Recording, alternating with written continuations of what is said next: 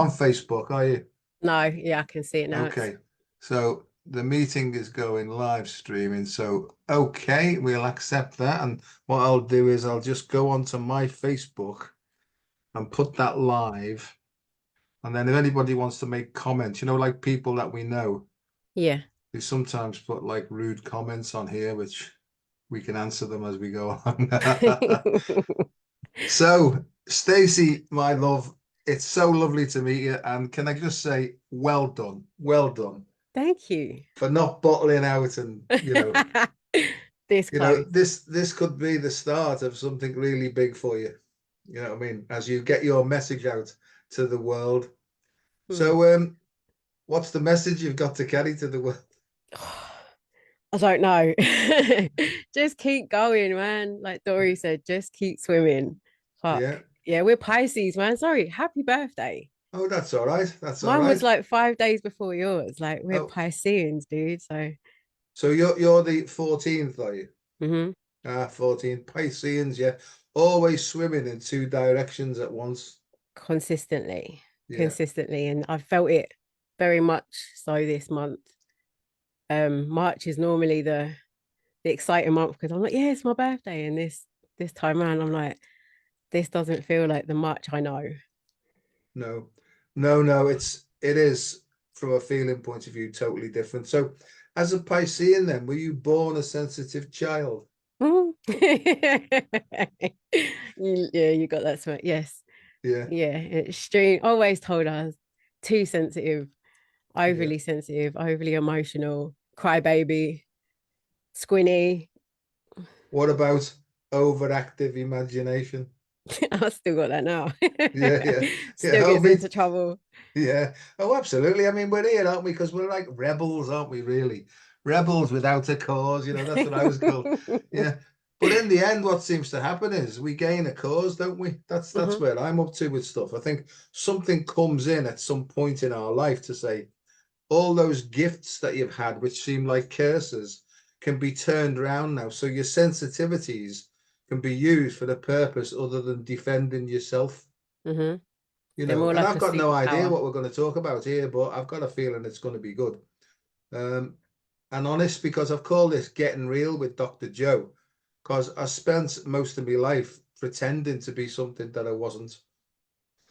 And my story, you're probably bored to death with hearing it, but I tried to do myself in because I just couldn't carry on the way I was going anymore, and I made three serious attempts to take my own life and it never worked. So I was fucking, I'll try not to swear. I No, was, you're if that's for the Facebook and everything else's purposes, I get it. But for me, yeah, dude, getting real, let it yeah. out there. Well, Getting Real is like Dr. Effing Joe, but I've like people have said to me, if you want to get the message out there more efficiently, maybe you should maybe you should drop the effing Joe and just be ordinary Joe. I thought, okay. But Oh, yeah, what I see now is for me is that something turned around in me, and rather than using these sensitivities to protect myself, it almost turned around and started to become used for a better, decent, more decent purpose. Does that make sense at all? it does. Like, yeah, I did say it sort of becomes like a superpower, but then it's learning how to use it as a superpower because you use it against yourself for so long that it is your weakness, because you realize that you're sensitive. So everything that comes to you is, oh, it's like an attack. There's no, we don't have any boundaries. There's no boundaries there because we're overly sensitive. And I know every sign has their thing, and we can go into astrology and things like that. But Pisceans are super, super sensitive, and just learning when someone says like your boundaries, I'm still learning boundaries till today because Yeah, when I think boundaries, that's the wall. You have to put a wall up to protect yourself, but it's not even the wall because if you do that, then you're not allowing anyone in. So then you're not going to learn how to use your boundaries. But then it's how much do you let in through that boundary. So it's just a learning process, Joe. I'm still doing it. yeah. As we all are, we're still learning how to collaborate with the superpowers that we've been given. So No, it's just I agree. It makes balance. Makes perfect sense to me. And what I'm learning more and more is we don't need to put up any defenses whatsoever if we have more trust in the omnipotent, omniscient, and omni other one power that's guiding us. Because I believe that now, that what we've got to do is allow the boundaries, or the ego boundaries, to dissolve. Mm-hmm. Because more and more, the more we keep open, the more shit just goes through us, really, you know. And I can see that I've been a sin sucker all my life, taking on board all the shit of others, Mm-hmm. right? And that's been eating away at me for a long time. And I realized today that it is part of our job, right, to actually transform, but doing it in a different way. So the more relaxed I am about stuff and the more I don't care, the more I care. It's a paradoxical thing, isn't it, really?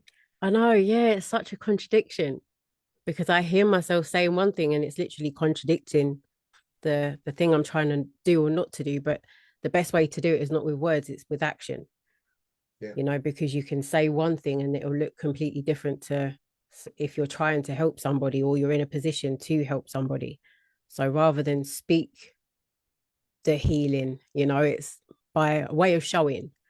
And I've learned that because I think the best part of it was, the whole trying to save people. Like, Yeah. I can see where you're going, obviously you can see it for yourself and you don't give yourself that self-help. But it's when you can see others sort of repeating the same cycles, and people that used to come to me for help, and I would be like, right, I can see where the situation is, and you give them clear explanation, and then 2 seconds later they're doing exactly the same thing, and you're like, why did you ask for my help in the first place? Because I've just exuded all that energy and passion because I want to see you succeed through this situation. But then they're going back and doing the same thing over and over again. And I learned, and I think that's from being a parent, is that it's not always by telling a person how to change a situation, it's by almost integrating that lesson for yourself and then doing it. And then when other people see you doing it, then it's a way of showing how to get out of certain situations or work through certain situations. So I think that's where I get a lot of my exhaustion, because I take on the situations and then learn how to grow through them. And then that becomes the example, because then, yeah, I become the example.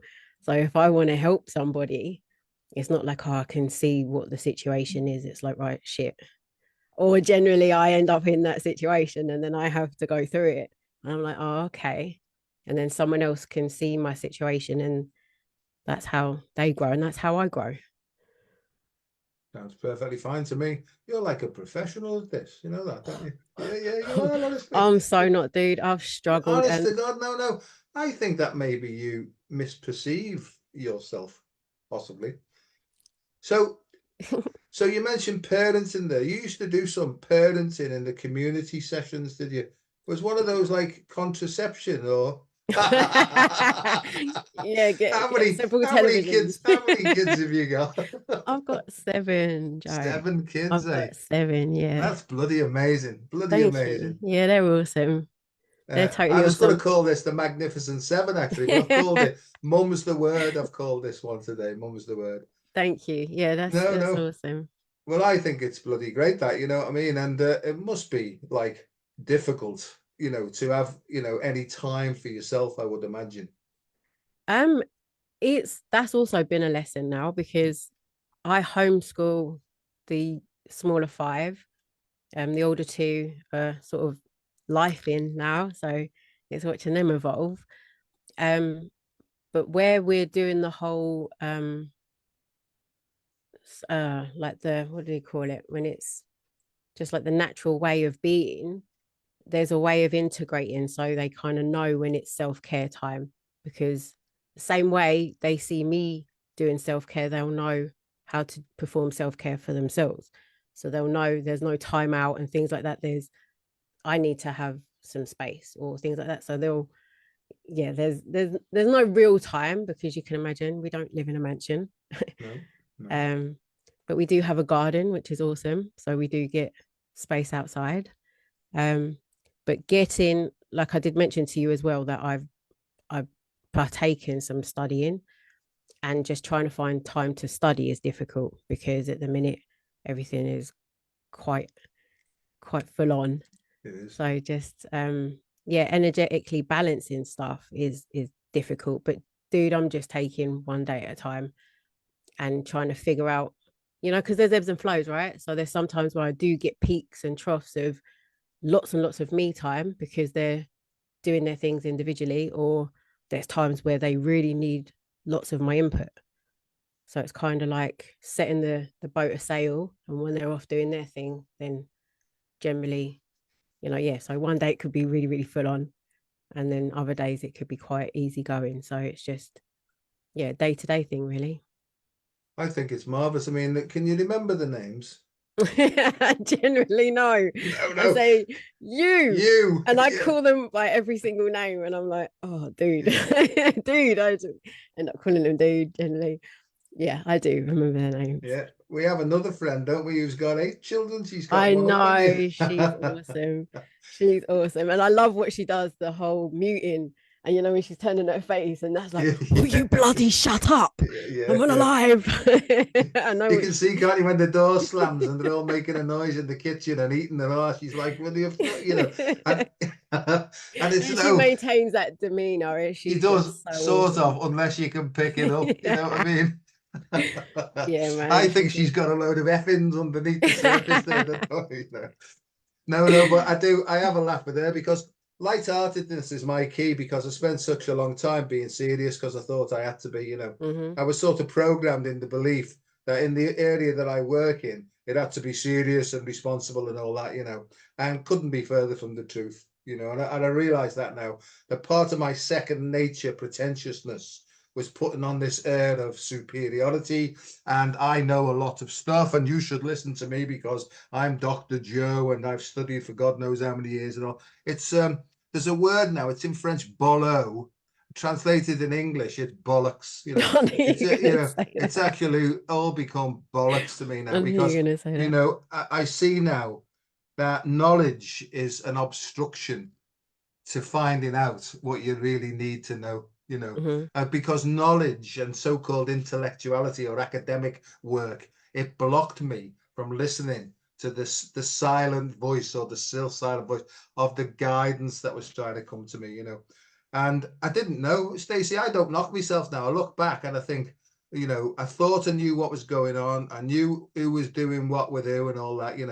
And I thought that they needed to listen to me because I knew exactly how their life could improve if they only listened to me. And Hmm. that was bollocks as well, because sometimes I think I know what's best for somebody, and I've realized over time I haven't got a clue.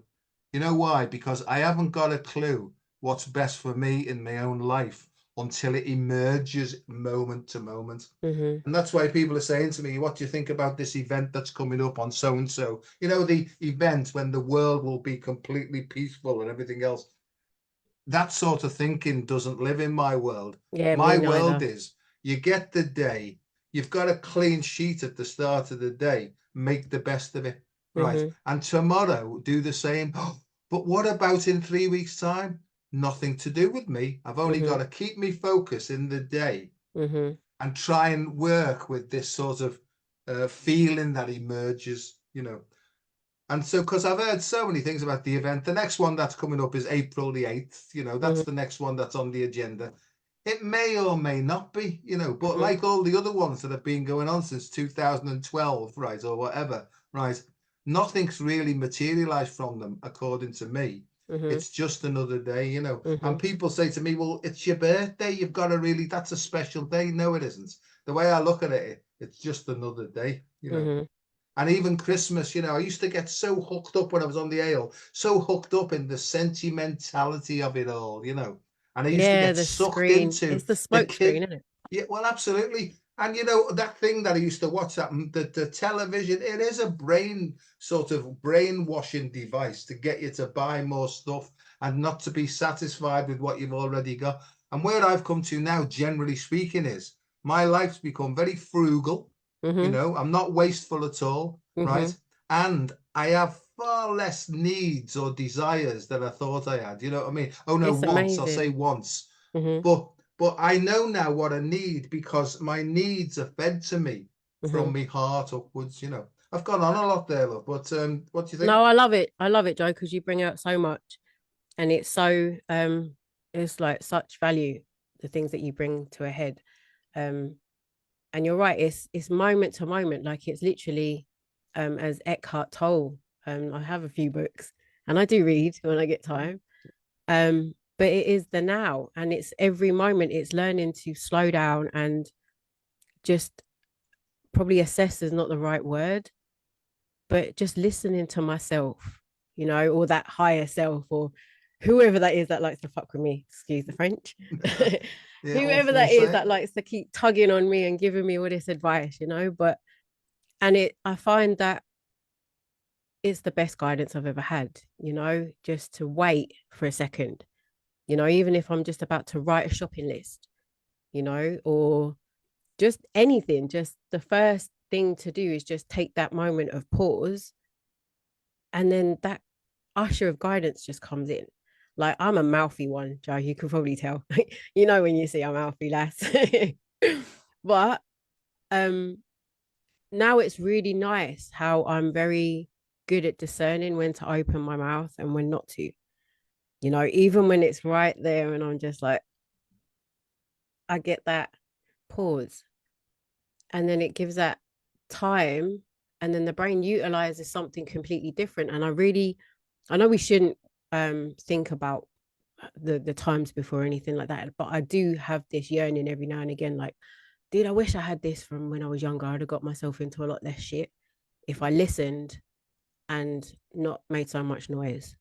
Because I used to think being big and bolshy and loud and having that presence, I was taking up space, but I was actually not. That was making me smaller. You know, I wasn't really doing anything beneficial to anyone, you know, but I was an only child. So I thought that's how I got noticed. That's how, you know, that's how I was supposed to do stuff. And it wasn't until, you know, like you said, there's a time in your life where you feel like you need to get serious. Yeah. And there was a period in my life where I was really, really serious. I didn't really smile. I didn't cry. I didn't have any emotions. I was just like, this is how I'm going to be, because this is how I need to be. And it was good for a time because it did actually teach me to listen more. You know, I sort of took a step back and, you know, watched conversations, and I learned so much. So it was very profound, but this is like a different form of listening. This is like, even now when I'm talking to you, you know, I did have a notebook in front of me to write all these things to say to you. And it's just like, whatever will come, will come. I don't need to have a script.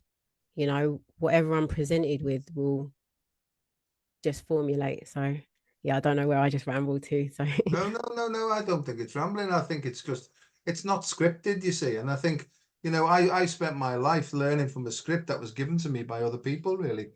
And I see what's actually happening now is there's a word I love and I use it a lot. It's called extemporaneous, and it means to live life without a script, you know. mm, And if there's no script, there's no code. If there's no code, you're working from beyond programming, and that's what mm-hmm, I see. And the programming's in here, but freedom in the now moments is here, isn't it? We're mm-hmm, not even thinking about it, and that's why I call this the editor, because it always wanted to jump in and stop what was emerging and being expressed. You see. And mm-hmm, generally speaking, it's like the light language stuff that I do now. Well, you know, I've done light language all my life, right? And it's always been like gobbledygook, and I thought it was just messing about. But you know, I'm sort of learning now, and there's different dialects and tones coming in now. And when I speak them, sometimes I just practice them on my own, and I'll put some music on as well, and it's flowing out. And what seems to be happening to me now is, as these dialects are coming through, my head's expanding, and I'm getting wow, more understanding of where it's coming from. So it's that's fascinating, awesome. really, you know, and more more and more people, right, are actually starting to express light language. And if it's not in tone or voice or whatever, they're writing it, you know, it's actually automatic writings coming through now. Maybe in Andromedan and Syrian and the Pleiadian and stuff like that.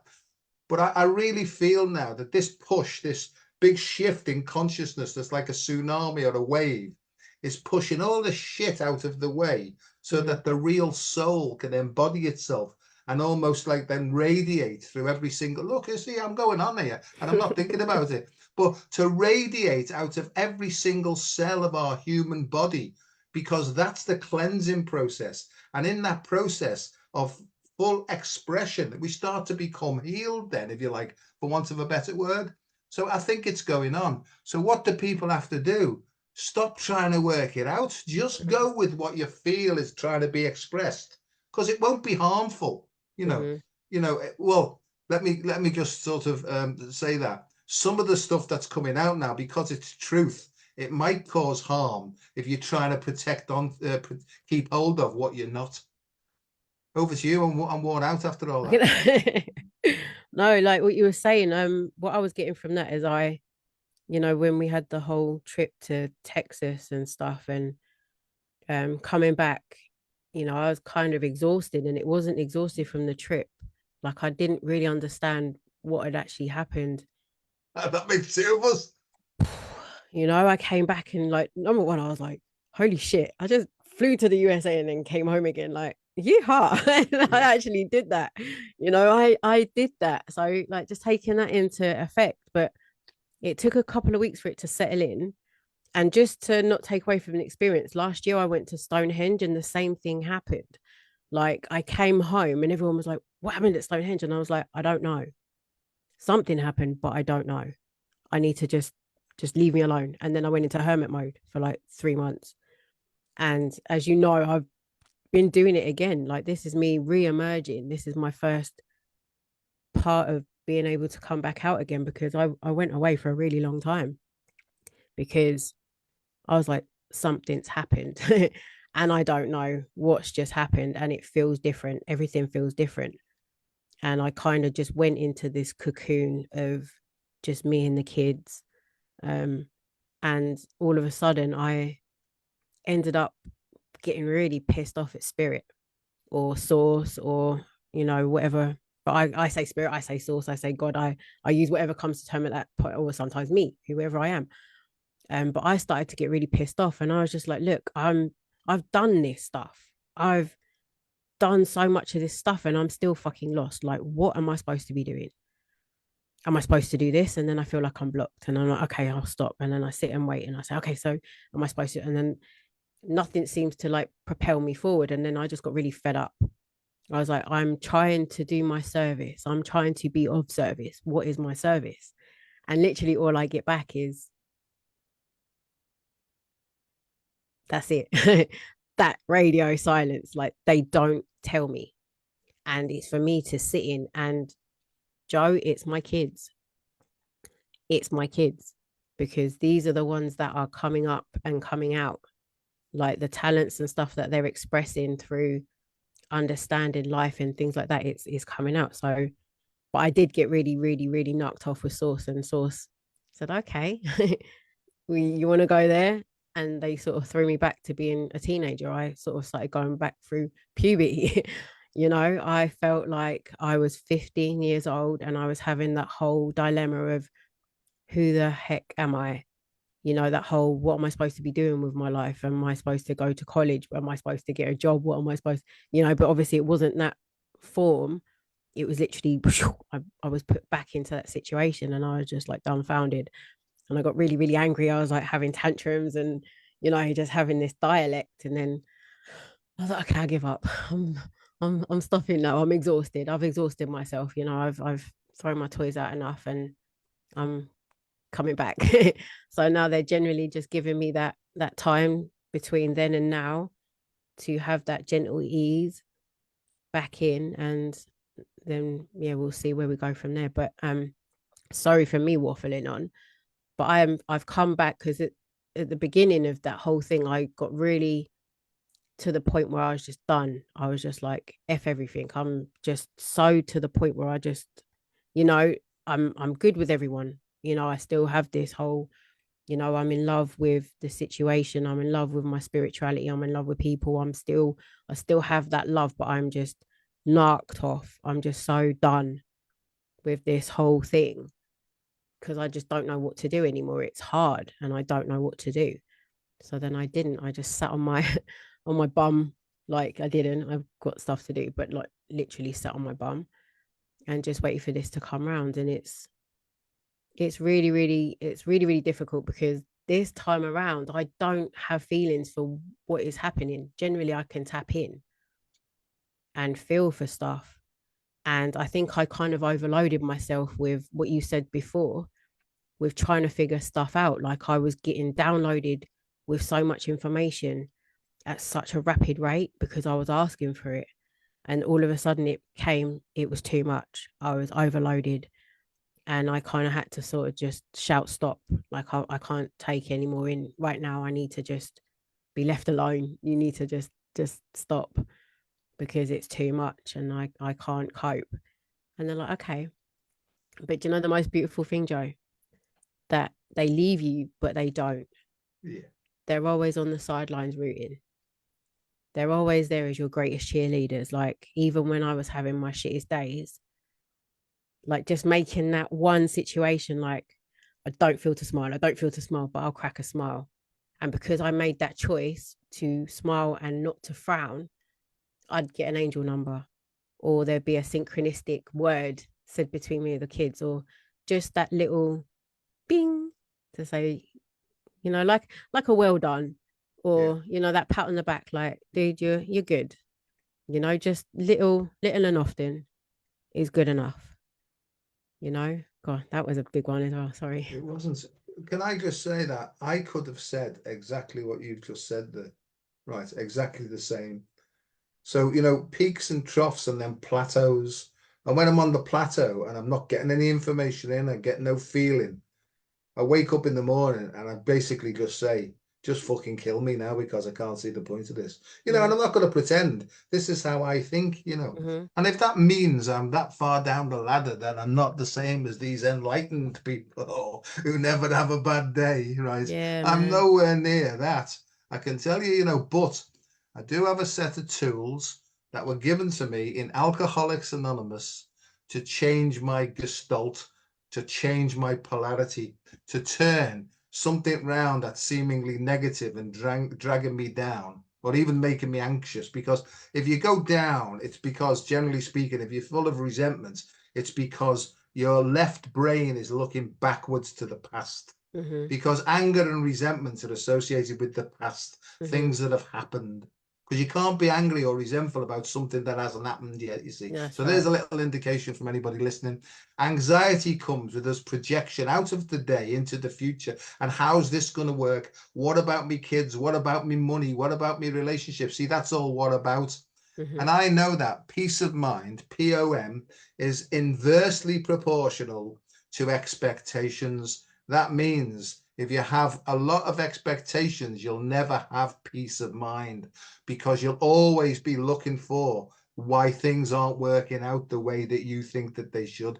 That is hard, that, Stacey. But the Mm-hmm. point is, I can feel it coming in now. And generally speaking, when I'm in a plateau state, and it's almost like a position of neutrality, actually, I Mm-hmm. think, how do I feel? Well, I feel quite calm, actually, but I'm bored shitless. That's what I talk to lots of people across the globe every single day, and I say to them, I feel calm. I can feel this underlying purpose. It's a feeling, right? But I'm not getting any info and I'm Mm-hmm. bored shitless. And Mm-hmm. they go, no, you're just being guided into being patient, right? Yeah. And because when I ask for patience, this is the thing, be careful what you ask for. Because if you ask for patience, you'll be put in the longest queues that you can possibly imagine. And there'll be a load of owl people in front dropping money out of their purses and losing their fucking plastic credit cards and whatever, you see. And you go like that, you go, what's this all about? And I get this thing as, well, this is what you asked for, right? Mm-hmm. We're helping you to show you just how emotionally intolerant you are. Mm-hmm. And intolerance is basically, it's all the judgments that you've made in this life and all the lives before just coming to the surface. And if you notice, Stacey, what I have, there's lots of people who are cracking up. They're getting more and more angry. You can see it in their driving. You can see it in their behavior. I think that we've been flushed through a lot of that so that we've been given the tools to breathe away the emotional engagements to restore that peacefulness again. I think we've been tested, and that'll probably always go on until it becomes more and more refined. So we're Mm-hmm. saying the same thing, and I'm not pretending that every day is great. I mean, my theme is the joy of living. And I can feel when it's coming in. When I can feel it coming in, I can go like that. Woo, woo. Get away from me. Get away from me. Open up again. I'm going to try and do something that I enjoy here. Right. And then I try and do it. Failing all the time, but far better than I failing, but far better than I ever used to be. And there's another thing while I'm on it, because I'll have to jump in, otherwise I'll never get a chance. That was a joke. Cheeky. Yeah. But what I've learned is I'm not here to save anybody else, right? Because we're all personally 100%, this is my view, could be wrong, 100% responsible for the choices we made, maybe even before we came here, right? So we're 100% responsible for the choices we make and the consequences of those choices.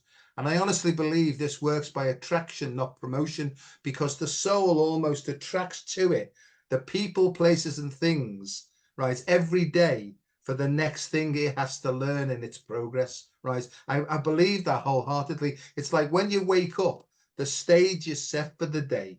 So I go out and I say, okay, what have I got to learn from this? What have I got to learn? And if it keeps repeating itself, I've got a few people I ring up and say, look, this is the thing that's happening, right? I think it's this. And they just laugh and say, nah, it's this over here. And I go, well, never saw that. And that's why it's important to have somebody who you can trust wholeheartedly to spill the beans completely, not holding anything back, because solitary self-appraisal seldom suffices, meaning we're always conning ourselves left, right, and center. That's my experience. Yeah, I love Over that. to you, old chap. Yeah, I love that, because it's all that self-talk, and we can sit there and self-talk ourselves into all sorts of shit. You think you hear it because you still have that monkey mind, the naughty one in the back where you think it's self, and it is self, but it's the self that's been it's the little shit one. The little shit that you think, oh, that's my inner being talking to me, and it gives you all the shitty stuff. Or did you hear what that person was saying about you? That person's looking at you. Do you know that? Da, da, da. And you're like, oh yeah, da, da, da. Yeah, that's the little shit. I don't like that one. So yeah, it's good. And generally, like, I'm gonna bring them in quite a lot. My kids are really good at keeping me centered. They're really, really good. They're like, they'll give me the face, or like, no, mum, no, it's kind of not right. And I'm like, you're giving me something to think about. Well, You know? I have a wife that does that.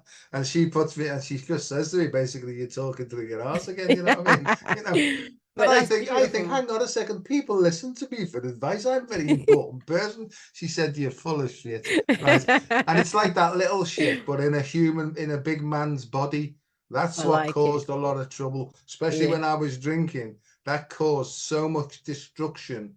And it really did, and I'm not pretending that I've been a saint all my bleeding life, you know what I mean, because I certainly haven't. And when I was drinking, right, I was horrendous to live with, couldn't be spoken to, I didn't get my own way, so there's a lot of people talking about narcissist empath things. And I'm going to do a thing next Wednesday, with Kristen, from Oslo, our friend Kristen, and we're gonna sort of pull to pieces this narcissist empath thing that everyone's going on about, and we're What going to be is talking. that? I'll be looking forward to hearing about that, because the whole narcissist, yeah, holy crumb. Yeah. What the heck?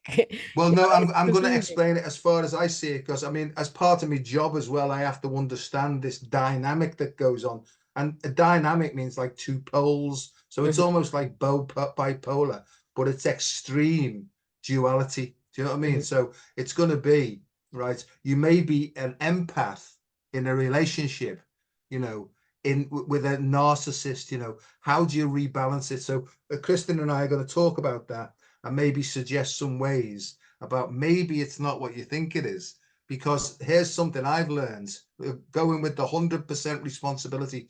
Soon as you do that, right, soon as you point the finger even slightly to the outside, that's the victim finger. You've missed the point that at some level you've attracted this situation to you in order for you to learn the actions you need to take to rebalance what's going on within you. And that's Mm-hmm. really, really hard there, because we're in this blame thing, right? Mm-hmm. And we can soften it by saying, oh no, they're responsible. They did this to me. No, Mm-hmm. no.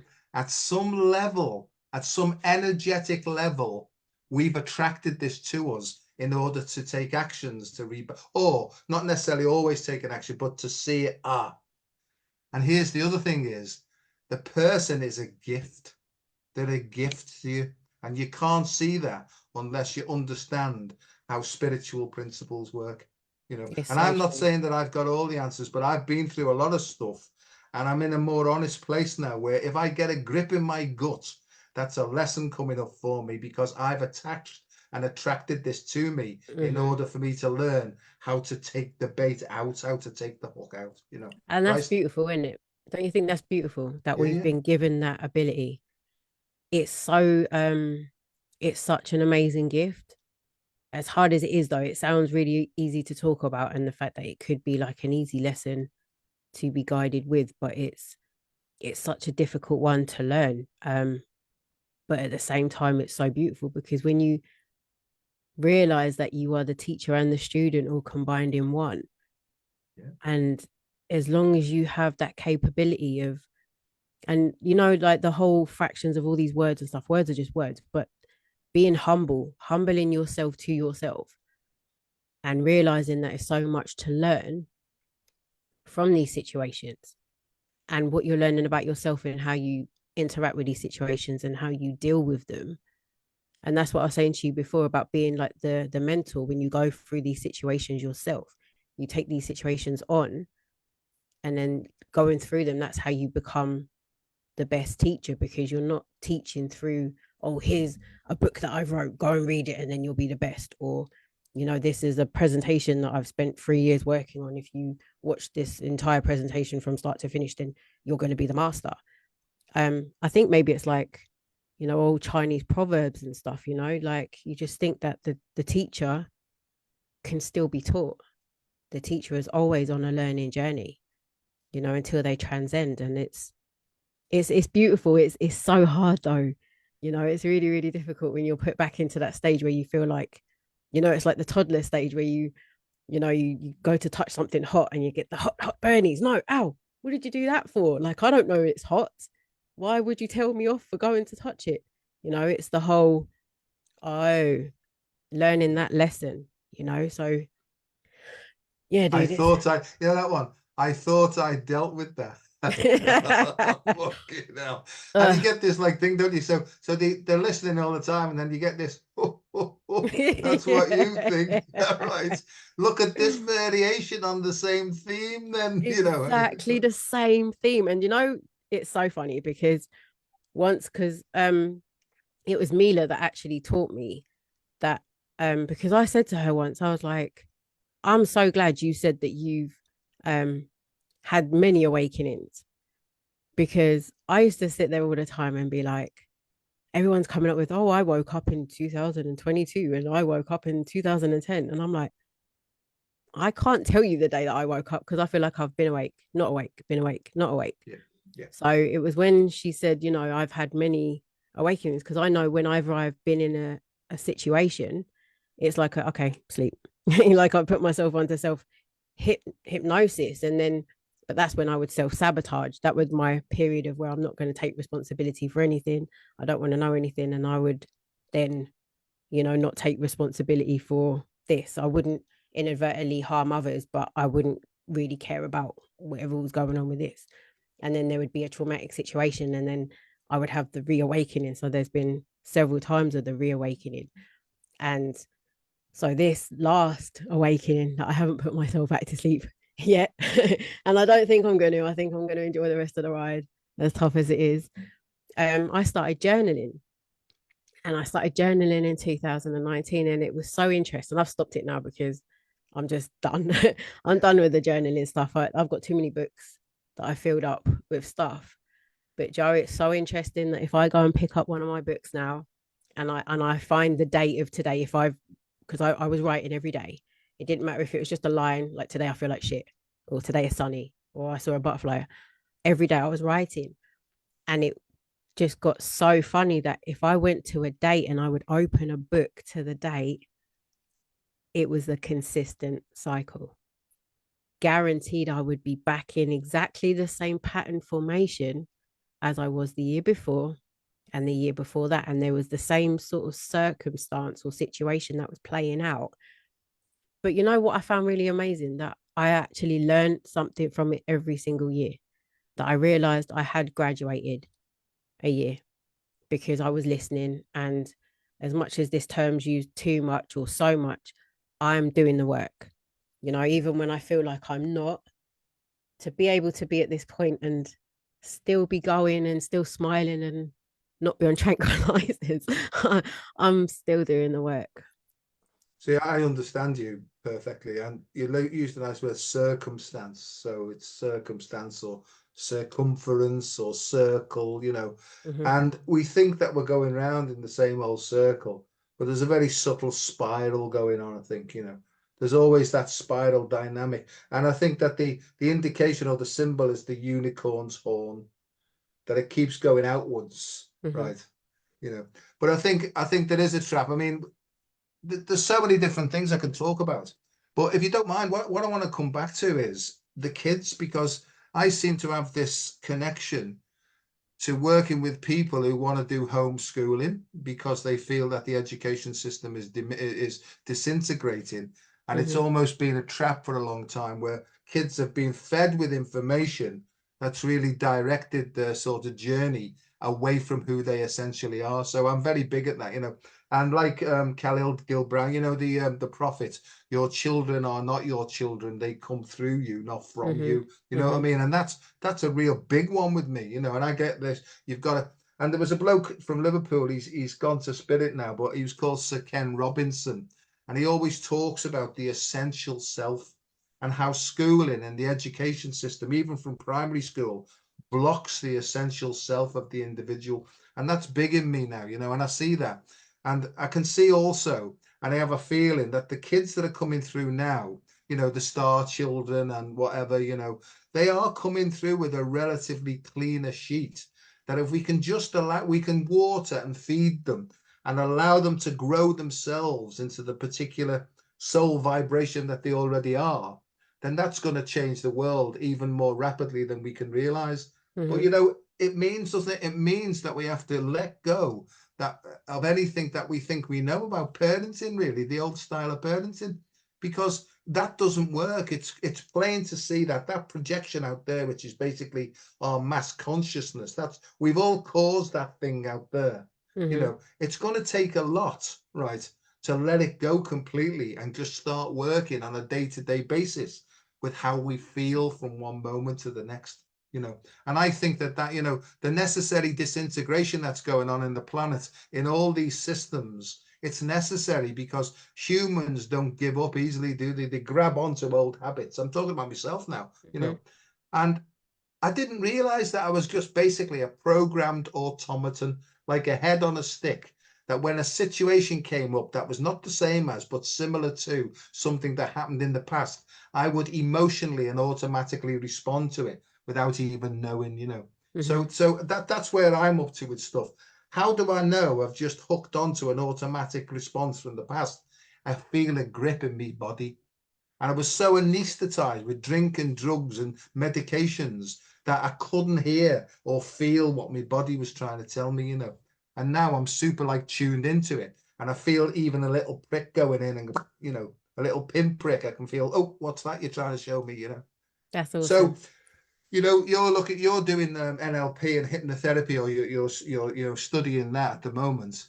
Do you do, and what about healing and energy healing? Because I have a sense that that you do that anyway, or do you? Or Um, I haven't start. I did start Reiki. It was yeah, something that I went to go into, dude. I'm one of those. I'm a jack of all trades and master at none. I like to, yeah. with the whole Piscean brain, I like to have a dabble at everything. And generally, it's all left untied until I can get back and tie it up. And it's literally just the focus. And I kind of use my creativity as a way of getting away from that. I'll go and draw or stick studs to something or do something pretty. you know.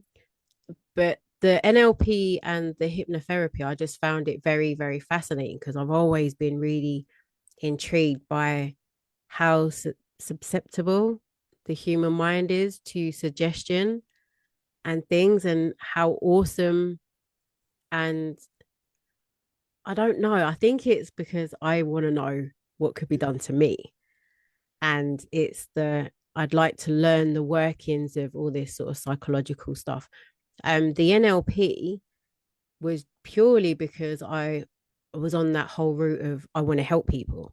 And how are people are going to take me seriously? Well, have some letters behind your name, have something, that shows that you're a practitioner of something, because who's going to listen to some to some woman that's fucking in the house all day long with her kids and fucking does housework chores and all this stuff and then spouts all this gobbledygook. If I'm wanting to help somebody, who's going to take me seriously for that? But it wasn't until I actually started getting into it and realizing how much more in depth these things went and how much more I could understand about how to help people through learned behaviors and things like that. That's what kept me interested. And it really helps when I was doing it's PGLs. It's like a voluntary position in the community where you learn and go out and help parents in the community that are having issues, with basic parenting skills. They've come to their wits' end where it's I'll pay you if you get up and go to school. Yeah. I will give you the biggest bag of sweets if you just eat that breakfast. Please just beg, anything just to get parents out of a rut. And coming, like, it's all jimble jumbled here, but the whole schooling thing, that's what's given me the ability to be able to learn so much more about myself and how things are working, because we're not under that pressure. Before I felt like I was shoveling food into my kids' mouths at like 7:30 in the morning, pushing them into an institution that used to make me want to cry when I left them there. Yeah. Going home, cleaning the house and getting food ready for when they came home, getting them home, stripping them of their uniform, putting them in clothes, getting them to do the homework that they're supposed to do because they didn't do enough work at school already, giving them their dinner, giving them their bath, sending them to bed. The only time that I learned anything about my kids was in the holidays. Half term was a week. So by the end of the week, I'd be like, oh, there you are. I've missed you, Yeah. because you spent a whole week, getting a whole class of 30 out of each kid because, they've taken on everyone else's. And so by the time you're sending them back on Monday, you've got your child back and then the whole situation starts again. 6 weeks holiday, I used to absolutely love because I would have my children the entire time and they would show me who they were, but then they'd go back. I didn't know my children. No. I didn't know who they were. I didn't know what their likes were. I didn't know what their dislikes were. All that I was consistently concerned was getting them into school on time, because the dragon, I was going to say the dragon lady, but I fucking love dragons. So I can't even Yeah. call her the dragon lady. The woman at the desk used to give me that scowling look of, oh, you're late again. Yeah. Well, I've just ushered 4 kids out of their bed and they're in brand new clean uniforms and they're fed and they're well slept, and I've got them here. For goodness sake, I am not well kept at all, but my kids are here and I'm like 3 minutes late and they've shut the gate on me. They can see me coming, but they've Yeah. made me walk all the way around to the reception to let them in. And the whole thing would just burst my brain, Joe. I was just like frazzled and I was a robot, and my kids did not, I'm crying, my kids did not have a mother because was just consistent stress. So now I don't have that stress, and my children get up in the most beautiful manner in the mornings. They all know that they need to do at least an hour of some sort of academic something, maybe a bit of maths, bit of science, bit of English, just to get their brains ready for the day. Then they're free to create. What would you like to do today? We can get you some more literature, or they will read books, or they will cook, or they will. My daughter's just crocheted herself a hat and fingerless gloves. She's 11, dude. She taught herself how to crochet. She got through 2 balls of wool in just like days. I'm just like, my eldest daughter is upstairs. She's not my eldest. My eldest is 21. No, yeah, she just turned 21, not her. My eldest of the youngest, she's just turned 14, both Pisceans, I'd like to add. Um, the other day she came down and she was like, oh, Mama, I've been teaching myself Old English. And I'm thinking, oh, she's doing like Old English cursive. Thinking, oh, awesome. Dude, she came down and I was like, oh, I'd like to see what you've done, because I'm thinking, oh, cool, I'm going to get her some Old English pens and calligraphy and all this ink. I'm having blotting paper in my head. I'm Yeah. having all these ideas. She came down with Norse. Yeah. She taught I herself could feel Norse that coming then. and she's learning about all the Norse gods and all the, I'm getting goosebumps just thinking about it because she just went into this whole zone of her own way of thinking about things and individually that's what they're all doing. My youngest, she's going to be 8 this year. She never entered the school system at all. The rest of them have had time at school. And when they say to you that it takes a year to deschool your child, that is a load of crud. I am only just learning, like, to see them that they are only just emerging now. And that's been 4 years. They are only just fully, completely deschooled now. And this falls in line with my understanding of what epigenetics is and how it's all related to how DNA expresses itself and stuff like that, And I will eventually, I suppose, write something about this, but I'm that busy. It's just not, the space hasn't been created yet, but I can feel that I'm sort of getting guided in this all the time, And I am a rebel. I mean, I work, as you know, in a university, and really I'm like Oscar Schindler. I have to keep my head down or feed the information in very, very subtly. And it is changing minds, and I think that's part of my job, really, because I can sort of back it up now with big words if I need to.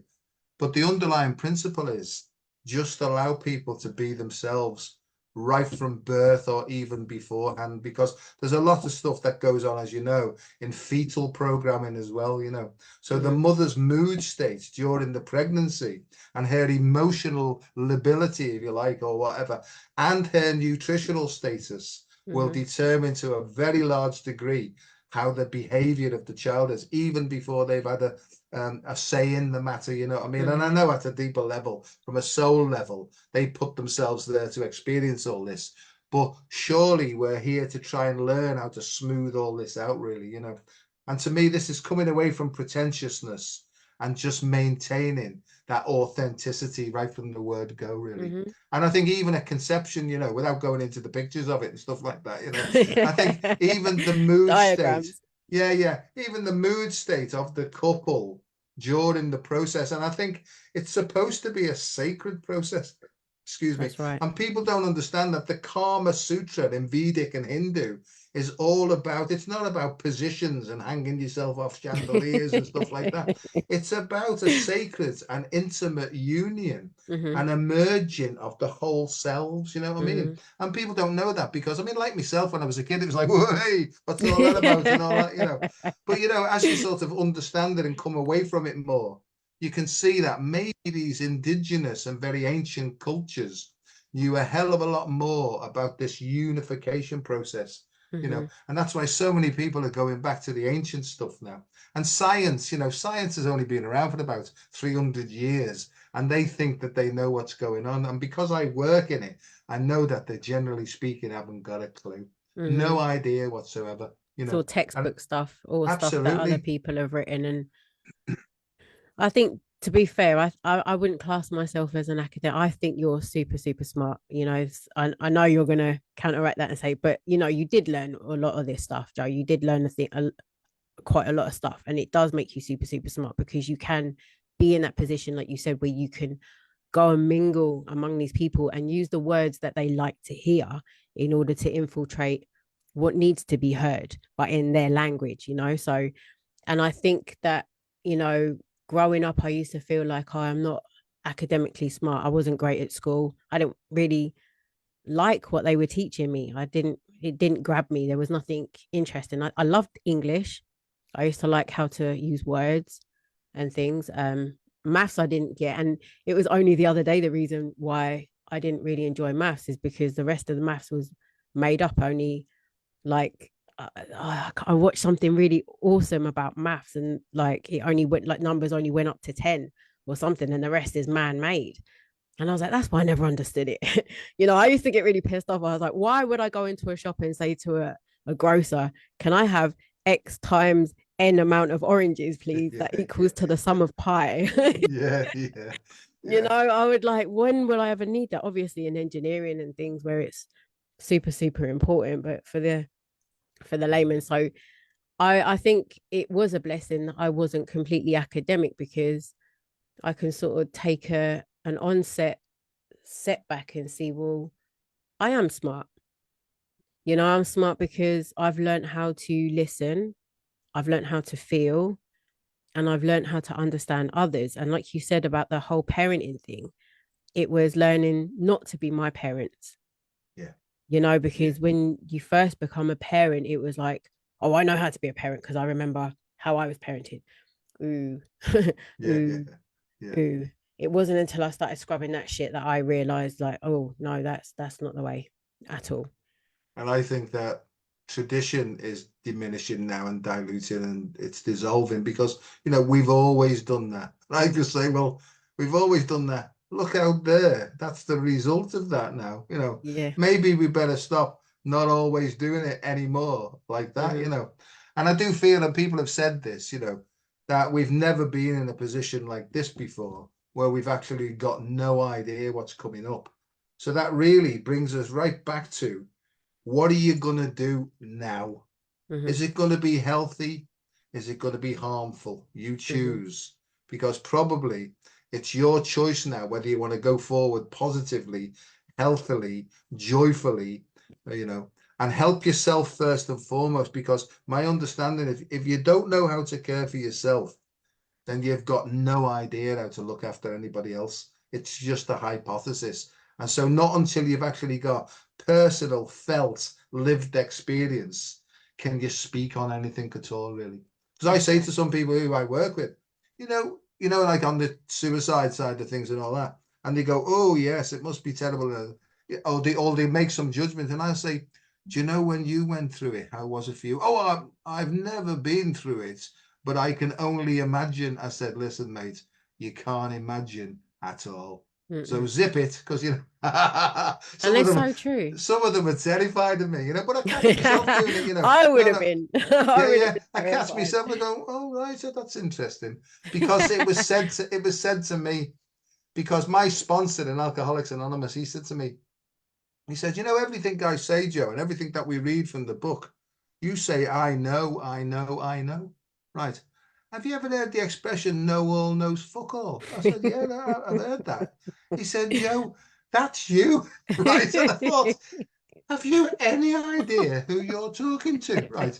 I normally don't say no all knows fuck all when I'm going, I normally say knowledgeable idiot, you know what I mean? Because I had a lot of knowledge about loads of things, and I still have, and it's useful, right? Hmm.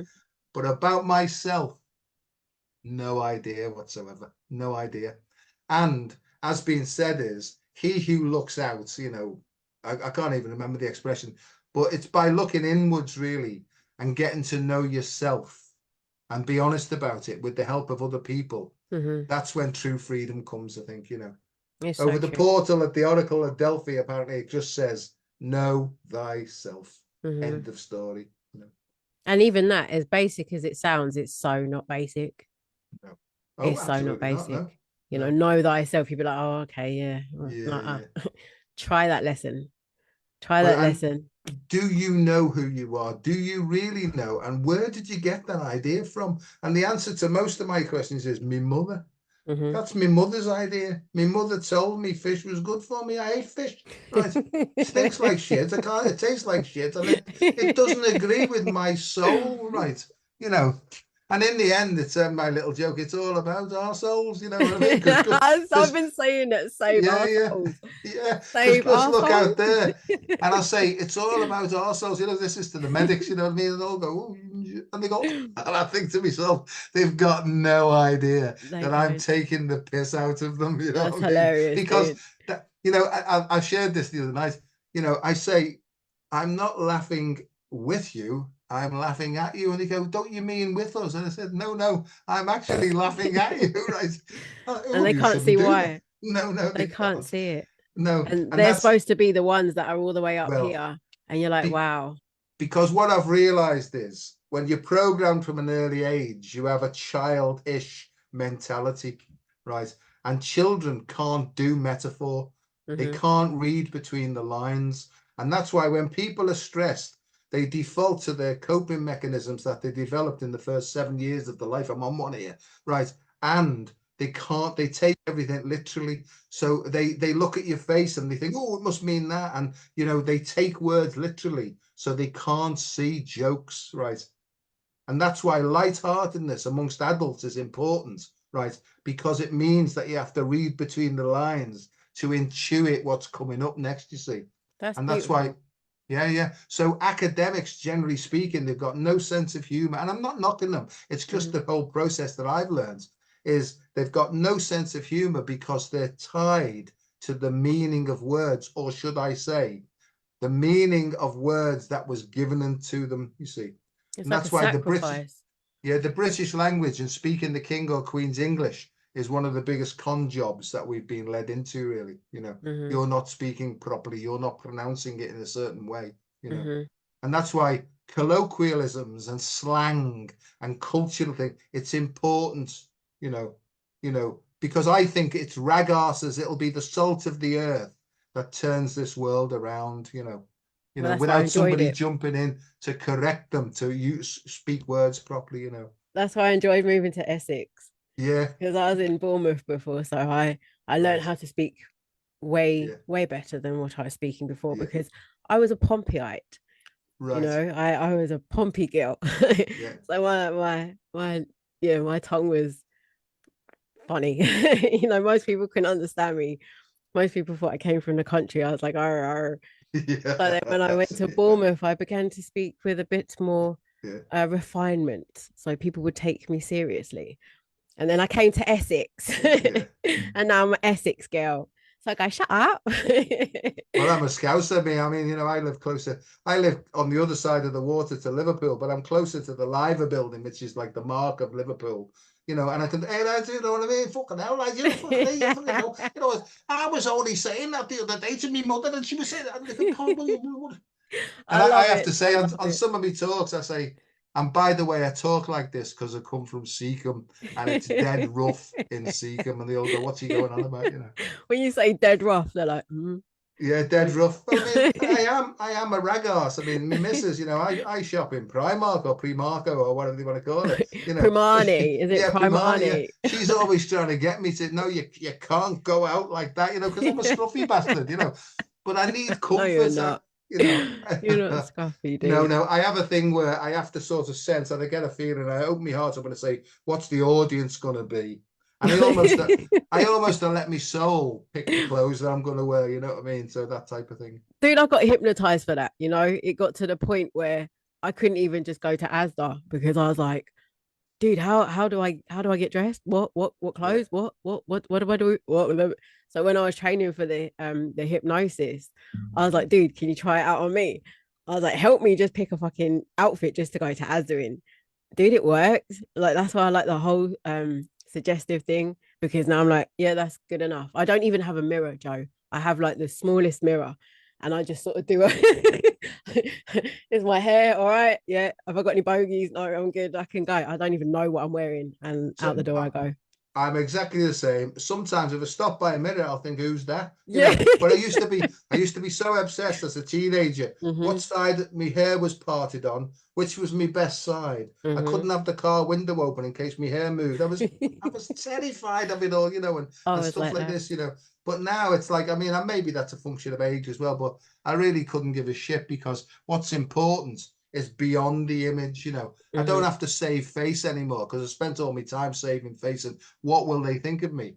I really couldn't give a shit anymore. And that's the truth. I Hmm. mean, I don't care, and that's anybody really.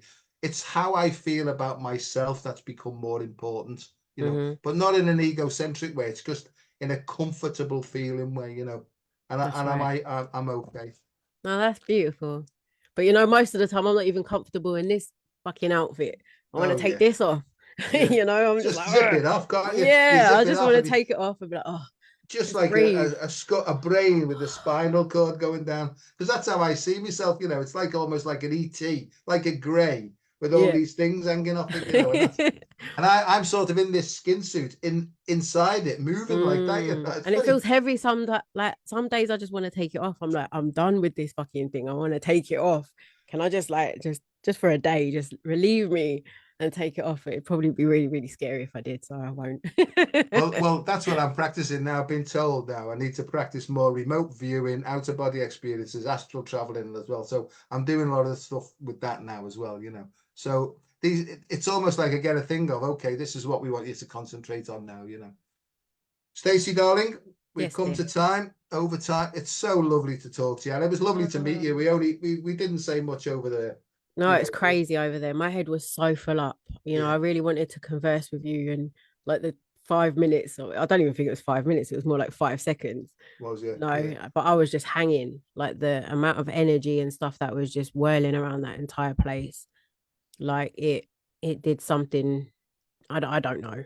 I really don't know. Even till today, I couldn't tell you. But yeah, I was gutted we didn't have more time, but I knew when time would be right, I'd get to converse with you and have a giggle, dude. You made Yeah, this so absolutely, so absolutely. amazing. Be serious, will you? Be serious. No, Mm. no, I can't. It's impossible. Why So, bother? well, when the time's right, we'll have another one of these, eh? Catch up, see what's going on. I'd love to. Thank you. Now I'm out the And woodwork. yeah, I can yeah, say hi that's it again. now. You'll be you'll be sort of even more famous than Todd Medina himself. I doubt it. Yeah, no, He's no. yeah, he's all over the place. He is, he is. All right, my love. Well, thanks very much, and thanks Thank everybody for you. listening. I hope you've enjoyed that. And if we've offended anybody, sorry about that. But you know, what can you do? Because you are responsible for the way that you process information, right? And on Very that note, true. I'm going before I get into trouble. All Joe, right, bye, thank my love. you. So Take care, everybody. speak soon. Bye Thank bye. you. Bye bye.